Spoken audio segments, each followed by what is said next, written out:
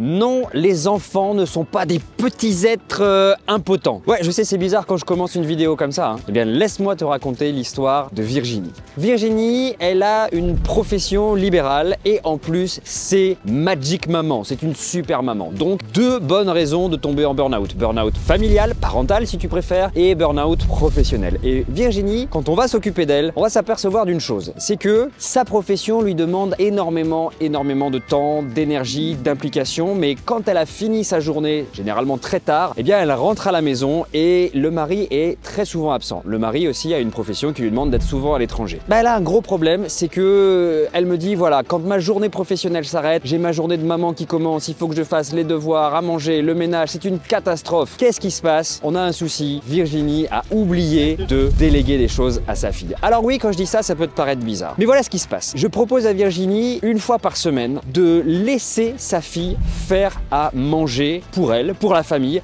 Pourquoi? Parce que en faisant ça, eh ben, on va permettre à sa fille de prendre confiance en elle. Oui, mais Virginie me dit « Ah oui, mais ça va être mauvais. » On s'en fout, Virginie. Le bénéfice, là-dedans, va être double. Déjà, un, donc, tu vas permettre à ta fille de prendre confiance en elle. Tu vas l'autonomiser. Et de deux, eh bien, toi, tu vas aussi avoir ce moment de respiration pour toi. Est-ce que vous entendez ce qui se passe dans la tête de Virginie? Ce qui se passe dans la tête de Virginie, c'est le driver soit parfait qui est là en train d'être un peu trigger. C'est là ça qui est en train d'être déclenché. Oui, mais ça ne sera pas bon ce que va faire ma fille. Ça ne sera pas suffisamment parfait. Ou oui, je ne serai pas une super maman si je ne fais pas à manger. Et bien justement, en la confrontant à ce driver soit parfait, en laissant sa fille être parfaitement imparfaite, en la laissant elle être une maman parfaitement imparfaite, et bien justement, elle retrouve de la respiration, elle travaille son driver et elle commence à s'en libérer. Quelles sont les choses que vous pouvez déléguer à vos enfants? Il y en a plein en fait. Il y en a énormément. Et ces choses-là, préparez-vous à une chose, elles ne seront pas aussi bien faites que lorsque vous allez les faire. On s'en tape. L'important quand vous faites ça, c'est vous communiquer, vous sous-communiquer si vous voulez à votre enfant, je te fais confiance. Et puis vous, le bénéfice de ça,